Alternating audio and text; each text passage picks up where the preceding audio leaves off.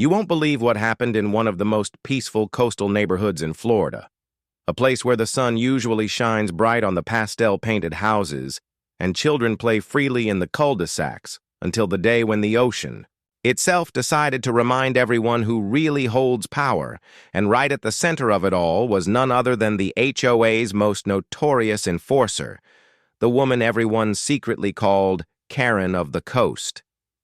For years, Karen had been the terror of Seabreeze shores, waving around HOA rule books thicker than the Bible, issuing citations for grass being half an inch too tall, for garden gnomes being aesthetically disruptive, for children chalking, sidewalks with hopscotch squares, and even for one veteran neighbor who hung his American flag at a slightly improper angle. People tolerated her wrath because fighting her was exhausting, but deep down, resentment boiled quietly, and some even whispered that if disaster ever struck, Karen would be the first to turn her back instead of lend a hand. But no one could have predicted how fast that theory would be tested. It started on a humid Thursday morning when meteorologists began warning of an unusually powerful tropical storm forming far out in the Atlantic. Neighbors gathered in groups, nervously scrolling weather apps and stocking up on supplies, while Karen stood in the community clubhouse insisting that HOA rules still apply regardless of weather hysteria, and ordered everyone to keep their driveways clear of sandbags because they looked messy and non-compliant with neighborhood uniformity standards. People couldn't believe their ears. Families were worried about flooding, and here was Karen threatening fines if sandbags blocked the symmetry of the pristine streets. As the storm warnings escalated into hurricane watches, the community worked together, boarding windows, helping elderly couples secure belongings, and bringing pets inside. But Karen kept patrolling in her golf cart, clipboard in hand, snapping photos of every violation. This is a neighborhood, not a war zone, she shouted at Miguel, a father of 3 who was hammering plywood over his windows. Miguel, drenched in sweat, finally lost his temper and yelled back, "Lady, when that water comes, your HOA rulebook isn't going to save you." Karen, unfazed, smirked and scribbled his address on her violation sheet, declaring she would fine him after the storm nonsense blows over. By nightfall, the storm hit harder than anyone expected. Sheets of rain slammed the coast, winds howled like freight trains, and the ocean surged, sending waves barreling towards Seabreeze shores. Streets turned into rivers within minutes, and terrified families clutched each other as transformers exploded, plunging the neighborhood into darkness. The power of nature was terrifying. But what shocked people even more was the sight of Karen, still clinging to her clipboard under a rain poncho, screaming at neighbors who had parked cars on sidewalks to keep them above rising water. The situation was quickly spiraling from absurd to life-threatening, because as the seawall crumbled, water poured into houses at chest level, and residents scrambled to rooftops for safety. That's when the impossible happened. Karen's own house, the one she had always boasted was HOA perfection, began collapsing under the force of the waves. She shrieked for help, clutching her little dog Princess, but the very neighbors she had tormented for years hesitated. Why should they risk their lives for someone who fined them for leaving garbage bins out 10 minutes late? Yet Miguel, despite his anger, looked at her struggling and yelled, "We don't leave people behind. Grab her!" Several men fought their way through the current, pulling Karen and her dog onto a rescue boat someone had tied to a streetlight. For the first time, Karen's commanding tone disappeared, replaced by trembling silence. The storm raged all night, turning lawns into lagoons and playgrounds into wreckage, while families huddled together on higher ground, praying for dawn. And when morning finally came, Seabreeze Shores was unrecognizable, a shattered community of ruined homes, debris scattered across the streets, palm trees uprooted, cars half submerged, and silence broken only by the cries of children and the sound of helicopters in the distance. And standing among the wreckage was Karen, her once perfect hair plastered to her face, her clipboard gone, staring blankly at the destruction she could no longer control. The morning after the storm should have been a moment of relief that the worst had passed. But for the residents of Seabreeze Shores, it was only the beginning of an ordeal that would test not just their endurance, but their ability to stand together as neighbors, because the devastation stretched farther than anyone could have imagined.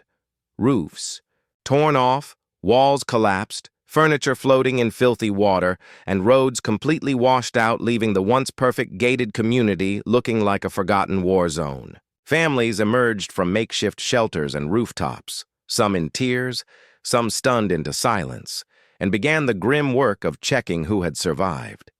In the middle of this heartbreaking chaos, all eyes inevitably drifted to Karen, who for the first time since anyone could remember was not barking orders, not scribbling violations, not waving rule books. She simply stood trembling, hugging her little dog Princess, unable to process the destruction of everything she had spent years obsessively controlling. The irony was impossible to miss. Her perfect HOA-approved home was reduced to rubble, while some of the less compliant houses she had constantly criticized had survived better because their owners had reinforced them without caring about her rules. At first, no one knew what to do with her. Resentment ran deep. She had humiliated elderly neighbors, harassed families with kids, and treated veterans and single moms like criminals for the smallest infractions. But then came a moment that shifted the entire community. As rescue crews struggled to reach the neighborhood, Miguel and a few others began organizing an impromptu system of aid, checking houses for survivors, pooling food, and setting up a dry spot for children. Karen, still in shock, tried to walk, passed unnoticed, but when she saw Miguel straining to lift a fallen tree branch blocking a pathway, something inside her cracked. She rushed forward, not with a lecture but with raw desperation, and whispered, "Please, tell me what to do."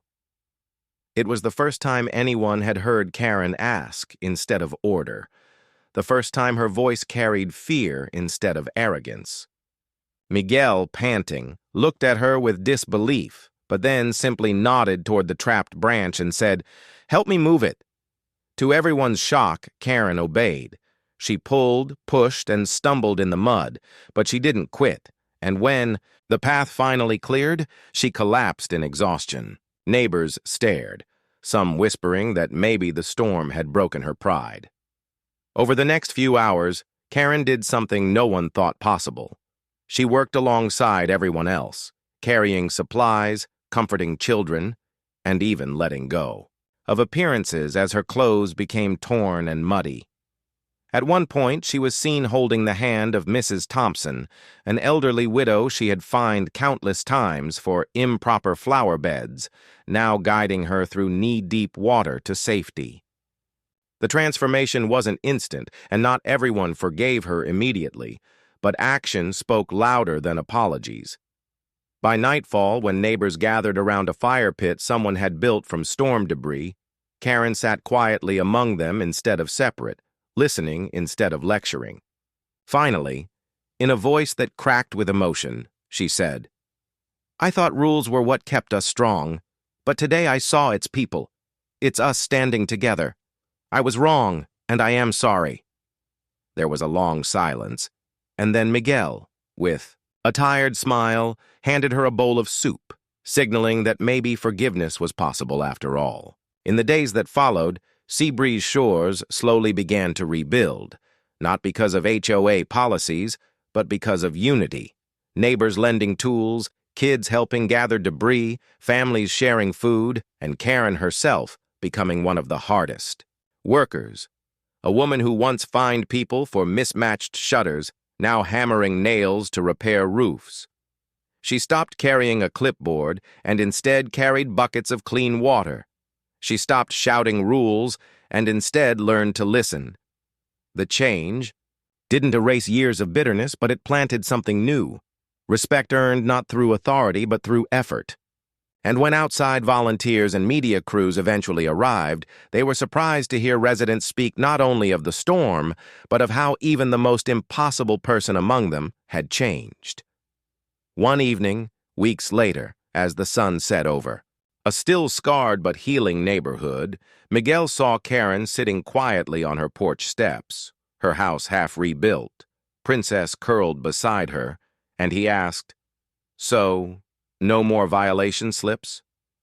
She gave a tired laugh, the kind of laugh that carried humility instead of superiority, and said, "From now on, I think we've all had enough rules. Maybe what we need is just a little more kindness." And in that moment, it became clear that Seabreeze Shores had not just survived the storm, it had been reborn, and even Karen of the coast had been swept into the tide of change.